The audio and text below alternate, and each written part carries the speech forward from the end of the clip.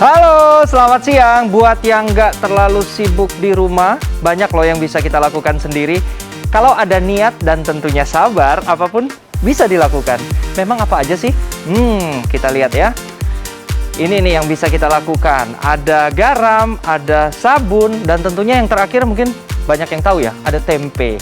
Bagaimana caranya? Bersama saya Roland Lagonda, yuk kita simak wrap up kali ini. Bagaikan sayur tanpa garam, yang nggak enak lah, rasanya jadi hambar, kurang gurih gitu ya. Makanya di dapur tuh wajib ada garam. Tapi begini, ternyata garam nggak hanya sebagai pemberi rasa aja, banyak ragam manfaat dari garam. Mau tahu? Ini dia.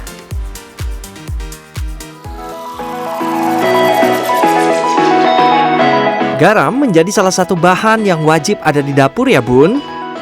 Baik untuk bumbu masak, antiseptik, dan digunakan untuk hal-hal yang masih berbau mitos seperti mengusir hewan melata.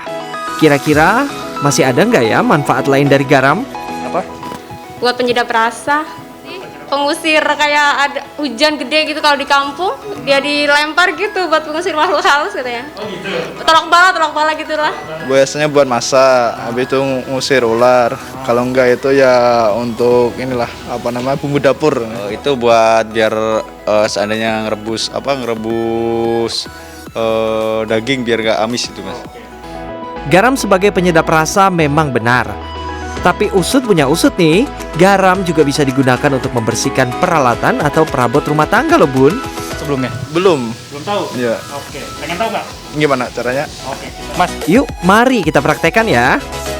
Garam di dapur bisa digunakan untuk membersihkan kerak yang menempel pada setrika. Caranya cukup mudah. Panaskan setrika, kemudian taburkan garam pada kain. Lalu digosok. Dan kerak-kerak membandel pun mulai rontok. Garam juga bisa digunakan untuk membersihkan noda membandel pada cangkir yang biasanya digunakan untuk menyeduh kopi atau teh hingga wajan. Ini adalah wajan yang tadi saya rendam di larutan garam selama lebih kurang 20 menit. Kita lihat. Widih, ternyata liatin. Beneran kinclong pemirsa.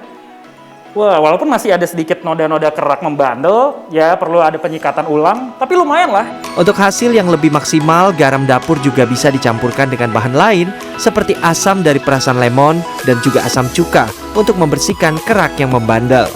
Sebetulnya kenapa garam itu bisa bersifat abrasif seperti itu ya, jadi bisa membersihkan. Dapur itu paling banyak adalah senyawanya itu natrium klorida ya.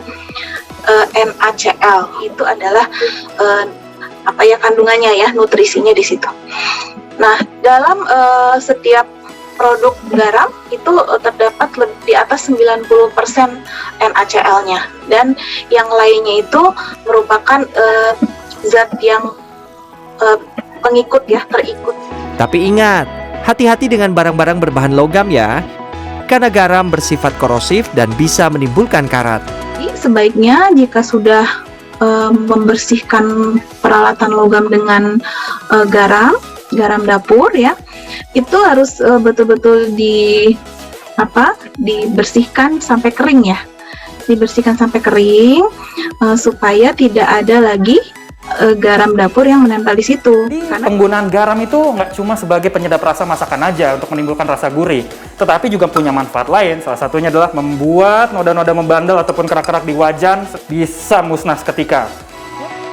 Albi Pratama, Robi Bakhtiar, Jakarta.